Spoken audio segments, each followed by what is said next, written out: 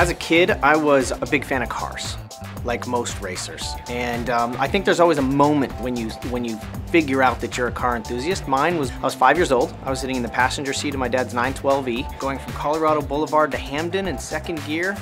I went around the corner a little bit aggressively, a little bit of tire noise. From that moment, I paid attention to every single shift of every car I was ever a passenger of. I began to obsess about cars, but never really thought I could make it a living.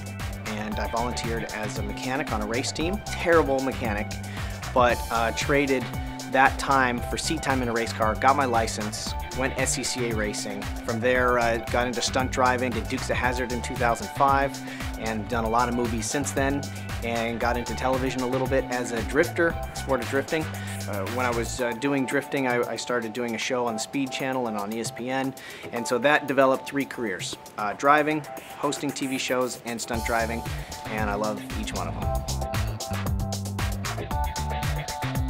In my career, I've really focused on doing things that keep the fun in driving. Whether it's Top Gear, which is a show that's basically about having fun with cars, whether it's Rallycross, which is a sport which I think looks like a video game and looks like about the most fun thing you can do with a car, or you know, just in social media and stuff like that, everything that I usually like to talk about is keeping driving fun. I still love driving. I just love, I make downshift noises when I am pushing a grocery cart going from aisle to aisle.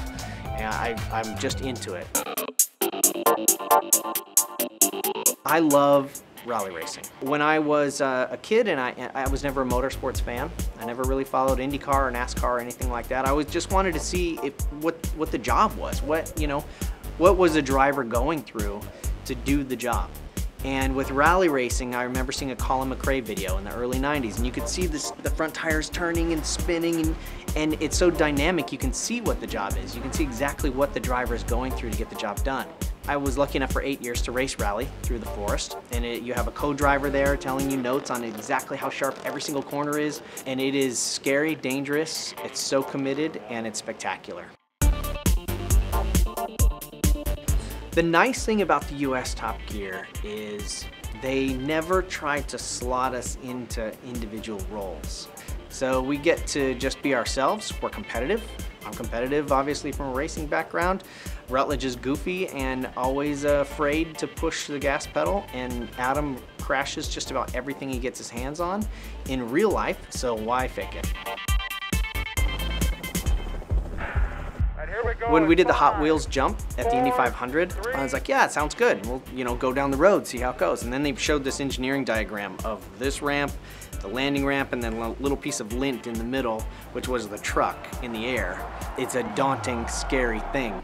But when you build up to it slowly and suddenly you find yourself in the air and you are in that little piece of lint in front of 300,000 people hoping to land at some point, you know, that's when the world records happen. I don't want to do the loop again. That was, that's what, the loop is something you can't start small and build from it. You just basically have to Rochambeau with the other stunt guy and see who goes first.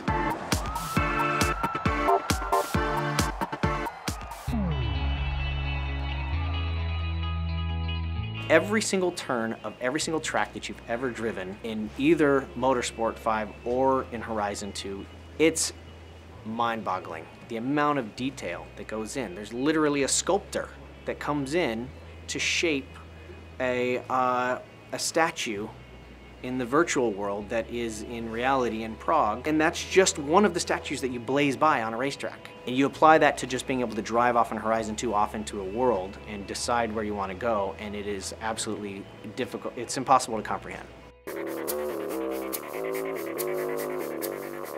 Having my race car in Forza, it's very strange. You know, I meet a lot of people at the track, and I love talking to car enthusiasts at the track, but when they say, oh yeah, no, I drove your car, and you know, we have that bond together where we've driven the same car, we've raced the same thing, sometimes we've raced against each other, and I mean, it's really cool that people have access to that. And the #1 question that I get asked from anybody that I interact with on a professional level is, how do I get your job?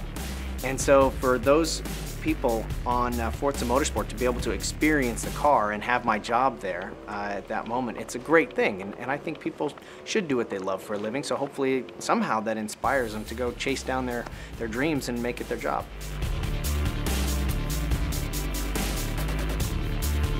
The Beetle I'm racing this weekend, it is a 1.6 liter, 540 horsepower, all-wheel drive Beetle that goes 0 to 60 in 2 seconds flat. It is a monster. You don't hear that about the Beetle very often, but it is a vicious little Beetle. They are so wickedly quick and so awesome. I wish I could just take every single person in the bleachers for just one lap, and they would be absolutely hooked for life. Drive the Rockstar Energy Drink Rallycross Beetle in Forza Horizon 2 and download the Rockstar Car Pack today.